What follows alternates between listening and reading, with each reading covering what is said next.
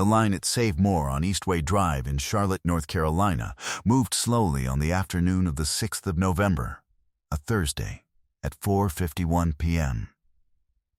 There were 9 people in checkout lane 4, and the woman third from the back had been on her feet since 5:30 that morning, and she had $63 left in her account after rent, and she had calculated, in the parking lot before she came in, exactly which items she could afford and which she had to put back on the shelf.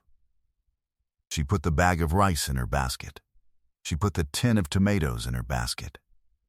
She looked at the pack of chicken thighs for 8 seconds and put it back. She was in the line for 11 minutes before she noticed the woman at the front. The woman at the front of the lane was old, not more than 5 feet tall, in a gray cardigan that had been washed so many times the wool had gone soft and shapeless at the shoulders, and plastic sandals on feet that looked swollen from a long day of standing.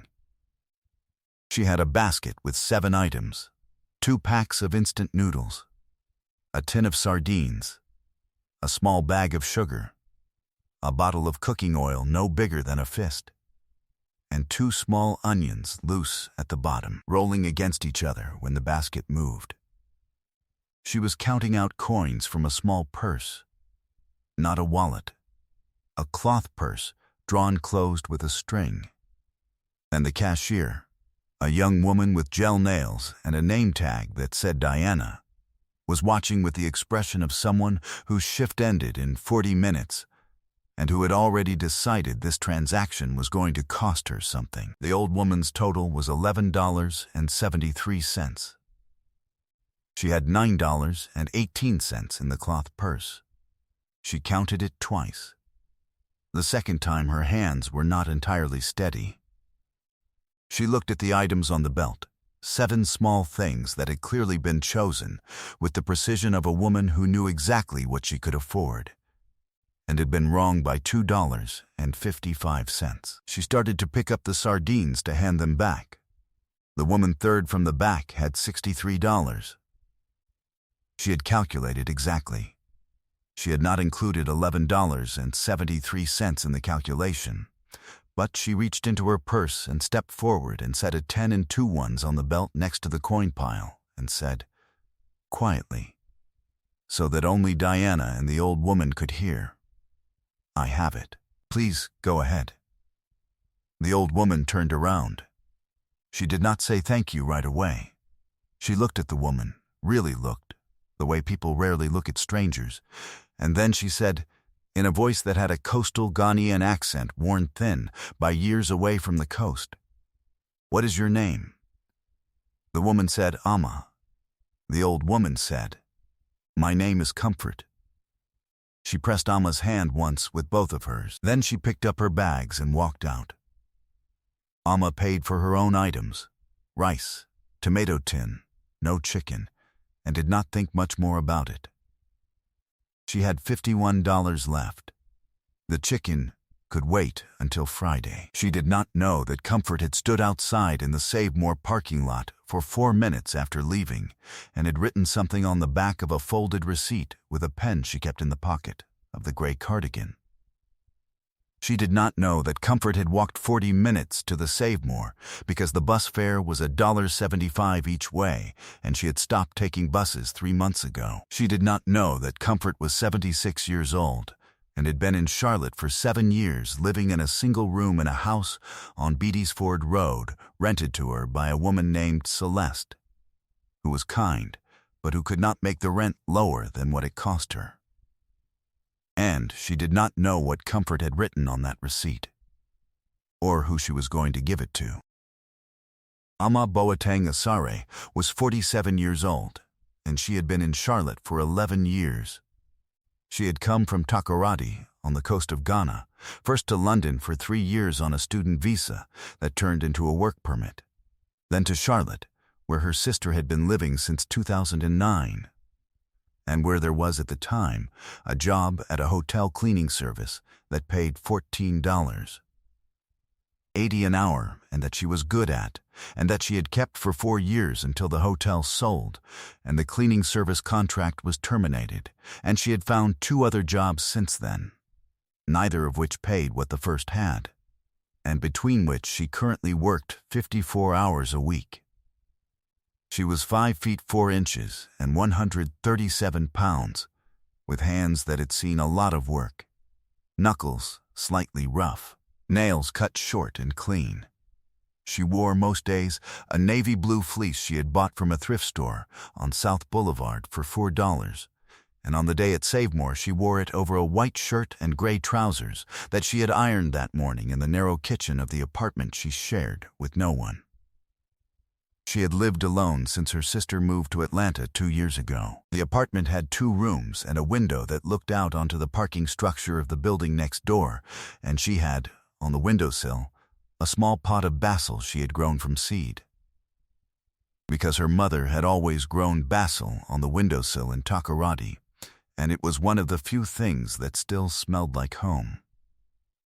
Her mother's name had been Abena. She had died in 2019 of a stroke in Takoradi, 3 weeks after Amma had last seen her.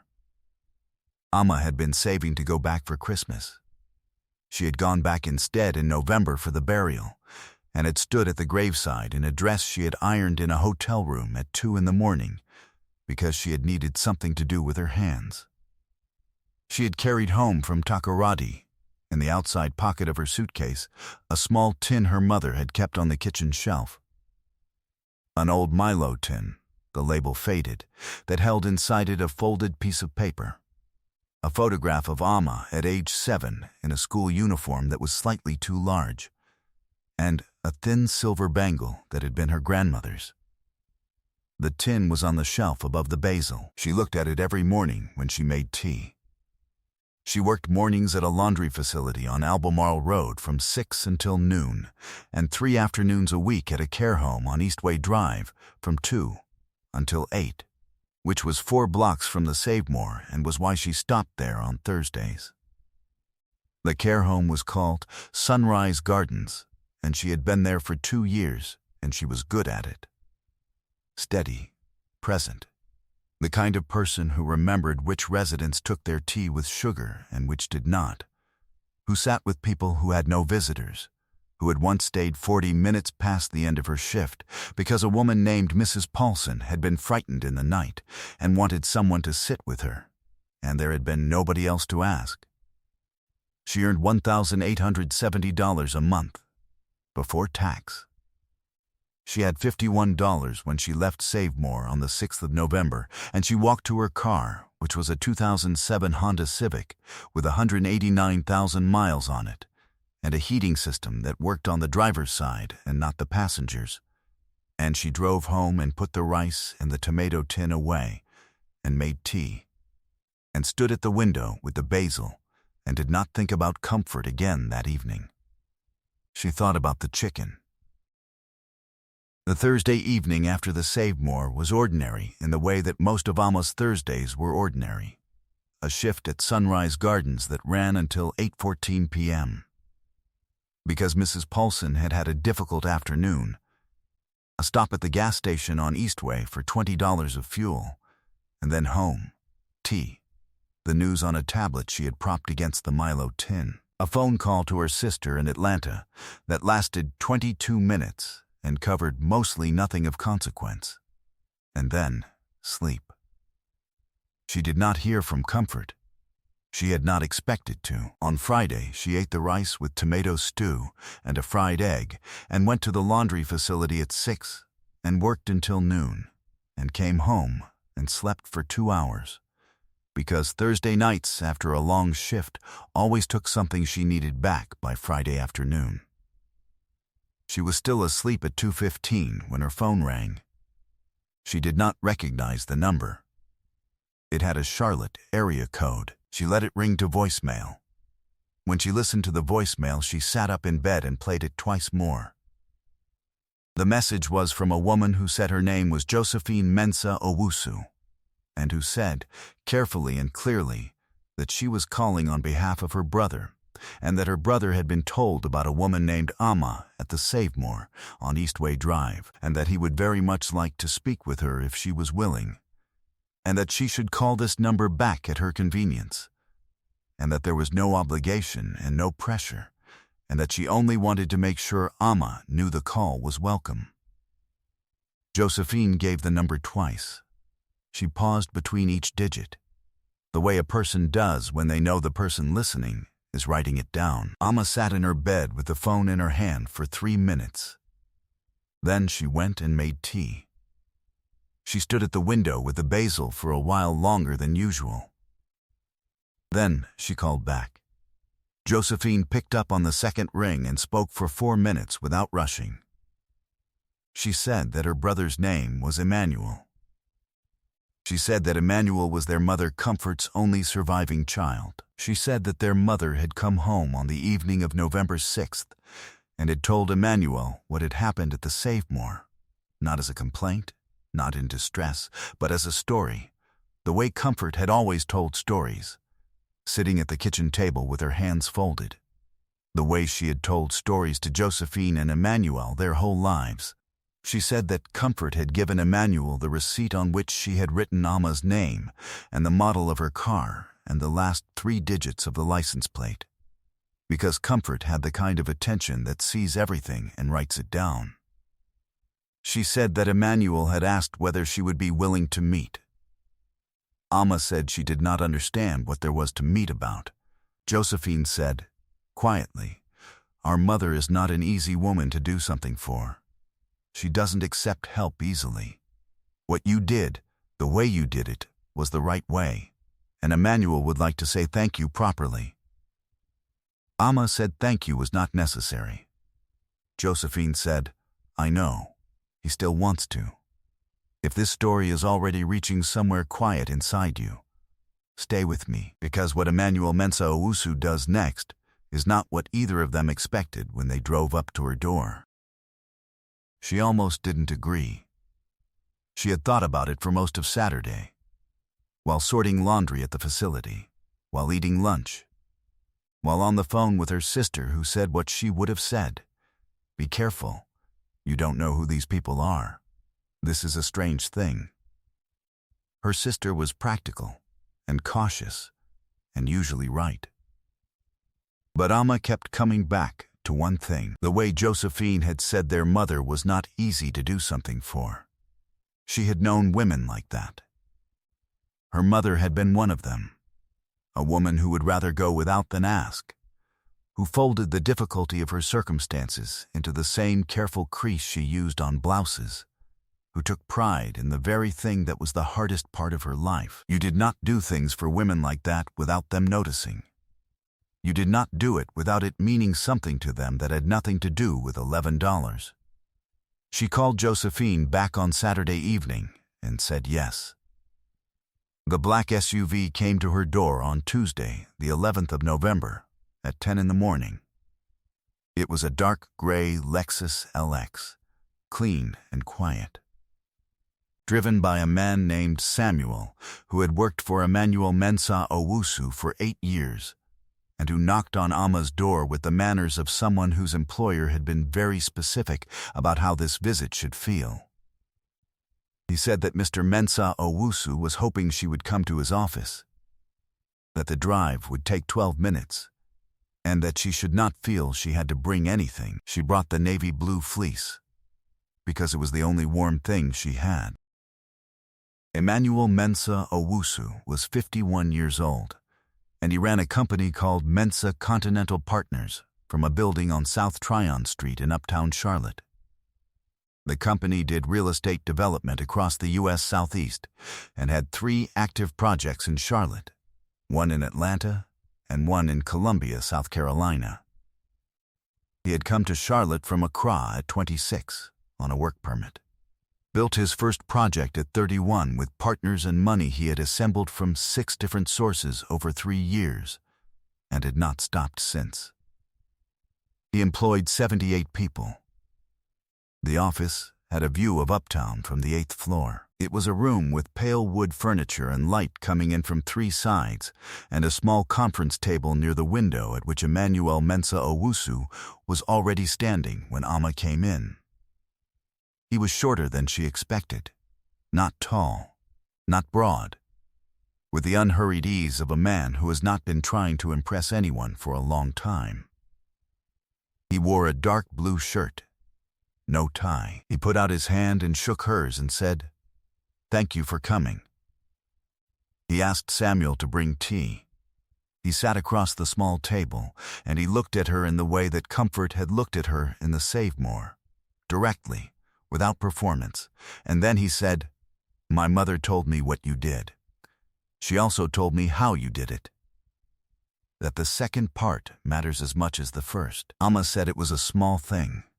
Emmanuel said, "Not to her." He was quiet for a moment. Then he said, "I want to tell you something about my mother. She came to Charlotte 7 years ago, and I have been trying to move her into a better situation for 4 of those 7 years, and she has refused every arrangement I have made. She refused the apartment in South End. She refused the housekeeper.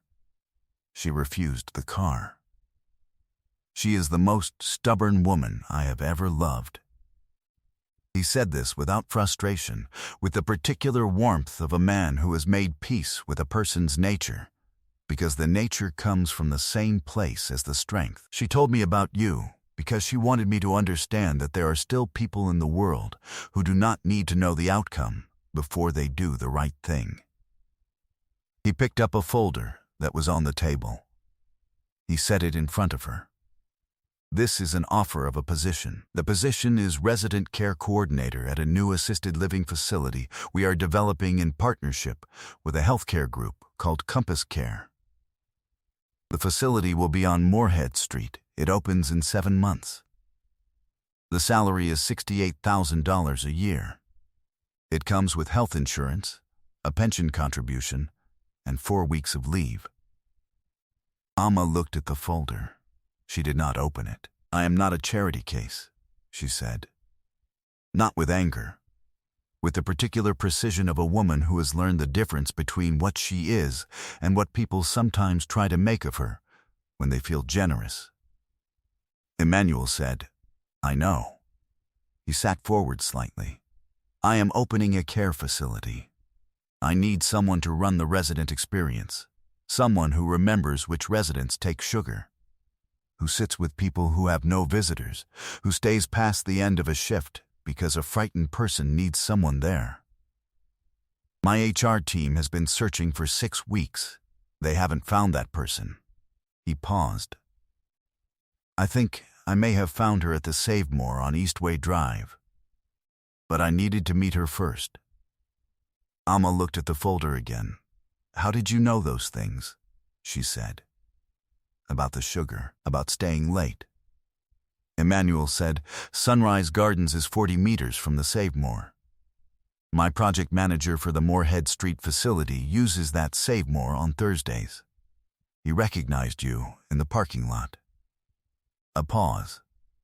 "He has been buying his groceries there for 2 years. He told me a week ago that there is a woman from the care home on Eastway who stops at the Save More every Thursday, and that she is the person all the residents ask for.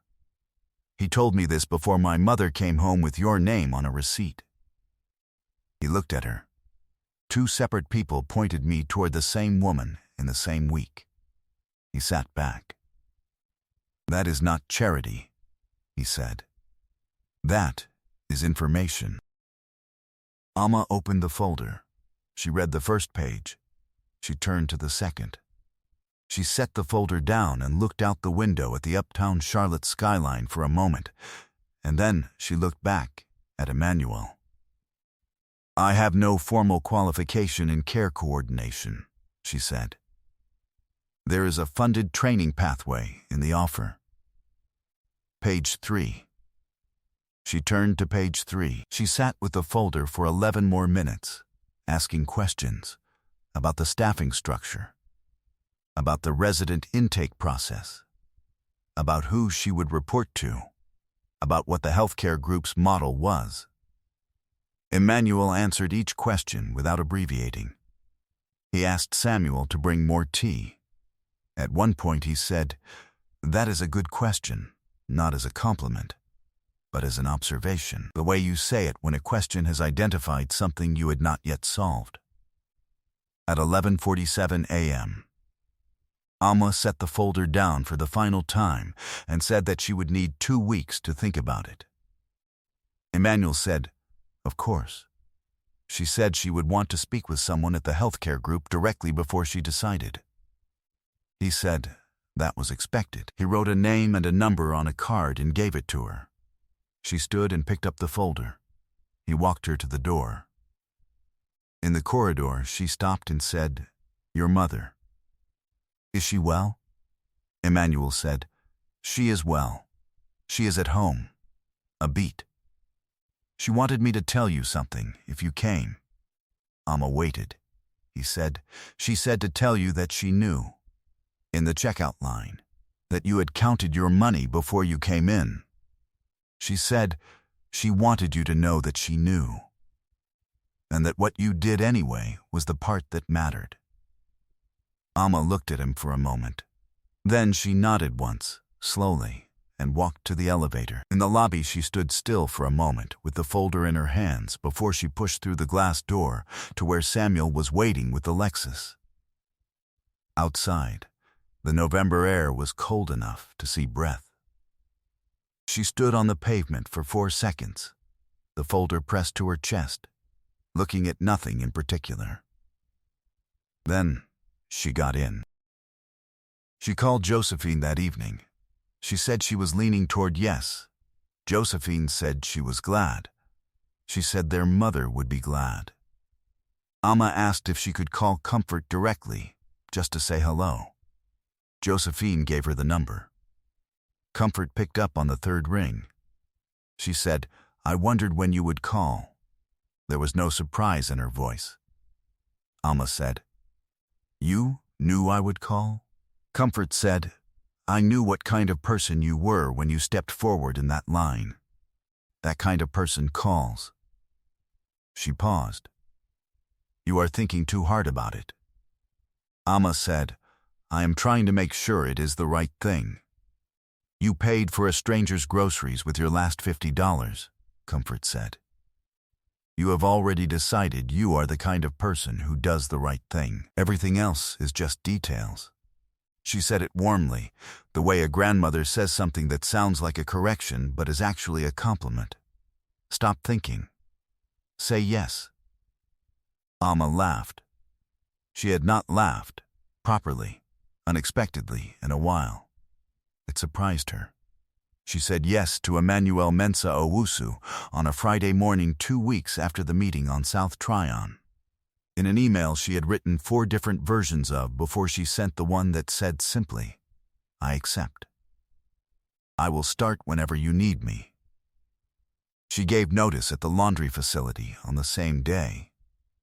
She gave notice at Sunrise Gardens with 2 months still to run, because she wanted to finish the transitions for the residents properly, wanted to make sure whoever came after her had written notes for each person, who took sugar, who was frightened at night, who needed the lamp left on.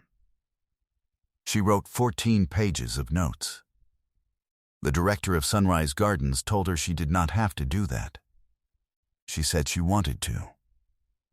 The Compass Care Moorhead Street facility opened on the 4th of June the following year.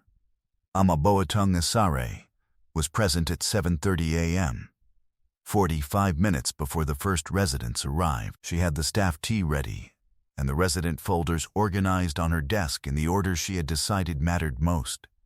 Not alphabetically, not by room number, but by the details she had found most important in each person's intake form. The one thing each resident had said they missed most from their life before. She had underlined it in each file. She had found a way for 11 of the 14 residents in the first cohort to have some version of that thing present in the building on the first day. One woman had said she missed the smell of roasted corn in the morning. Alma had spoken to the kitchen about it 2 weeks before opening. The corn was on the counter at 7:45 a.m. when the first resident arrived. Comfort told her son afterward that she had known at the checkout line.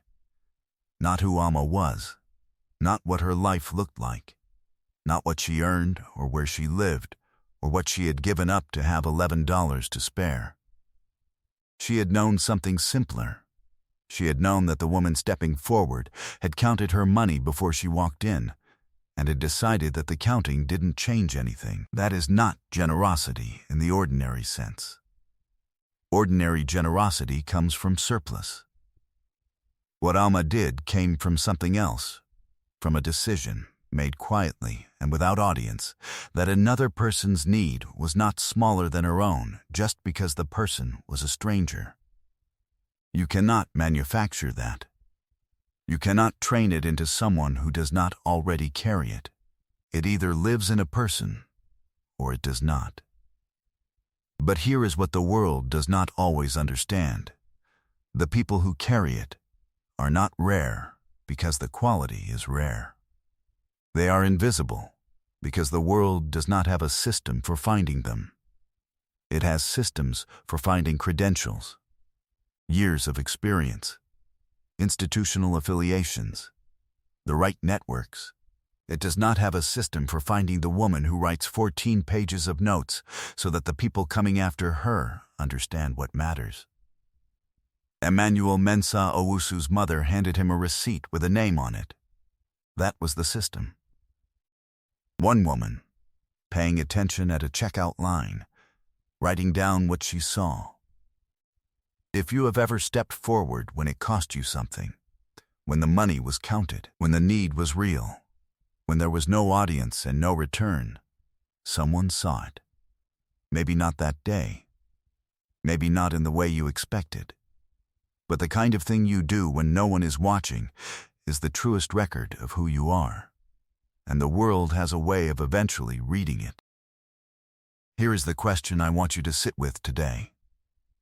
Think about the last time you did something kind when you could not afford to. Not in money, necessarily, but in time, in energy, and something you needed for yourself. Did you do it anyway? And if you didn't, if you walked past, not because you were a bad person, but because you were tired and counted out and had already given everything you had, what would it have taken to make you step forward? Leave your answer in the comments. I want to read every one. Subscribe for more stories about hidden strength, quiet power, and the people the world overlooks until they change everything. I'll see you in the next one.